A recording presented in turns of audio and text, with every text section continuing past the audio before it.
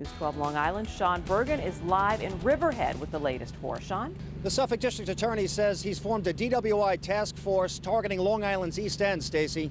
So if you're headed out to the Hamptons to get your party on this weekend, you better have somebody sober in the driver's seat. Suffolk police now confirming 4 people shot to death inside the Haven Pharmacy you see behind me. A Defense Department official told us earlier there were 3 American casualties in Iraq and Afghanistan this week. When you compare that to the 17 people shot in Newark just since Monday, it's left many here in the Brick City to wonder if maybe they're the ones living in a war zone. Just a flurry of activity here just north of the LIE as more fresh reinforcements now flood into the zone. I was told by the Army Corps of Engineers that they dredge the Fire Island Inlet about once every 4 or 5 years. They said the last time they dumped that sand here at Robert Moses State Park was back in 2003, 2004, and they say they don't know when it's going to happen again. Well, Carla, we're on the scene here at Sinatra Park, about 100 yards away from where NTSB officials say that mid-air collision took place, killing all 9 people. Sean, we can hear it behind you. It's that wind that makes this storm exceptional. Look at you. Wow. Yeah, Rick, where we are here in Fort Lee, the excessive winds that are at times in excess of 60 miles an hour make it difficult to even remain standing at the time.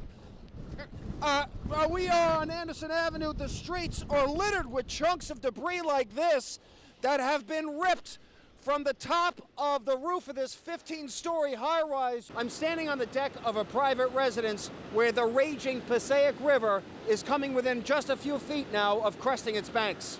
7 hours after this blaze began, firefighters still on the scene, struggling to knock down the flames in what is turning into a gruel-a-thon. As you can see, there is still a very active investigation going on right now as police try to comb through the complexities of this case. They say up to 4 weapons were recovered at the scene.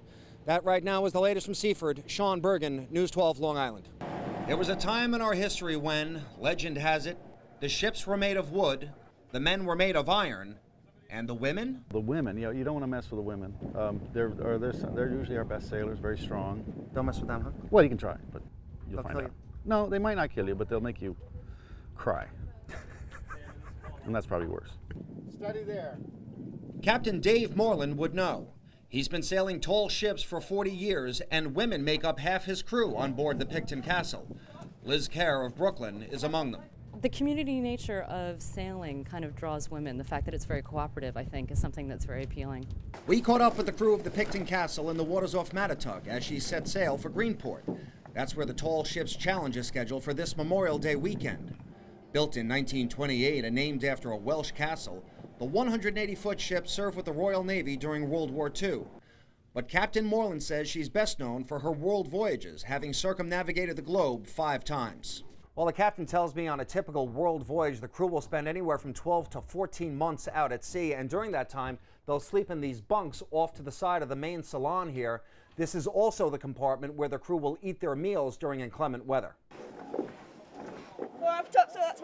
They'll also become experts in the seafaring ways of the ancient mariners. From the Long Island Sound, Sean Bergin, News 12 Long Island. Suffolk police pulling out all the stops, moving men and heavy machinery into Oak Beach this morning in hopes of recovering the body of Shannon Gilbert. Chopper 12 was over the scene as search crews narrowed their focus to a section of wetlands not far from where Gilbert was last seen alive. As we've been reporting, cops recovered Gilbert's cell phone, ID, and other personal effects in that area yesterday. Sometime after the pocketbook was found, a pair of jeans, a pair of shoes were found. We believe that they may belong to Shannon Gilbert.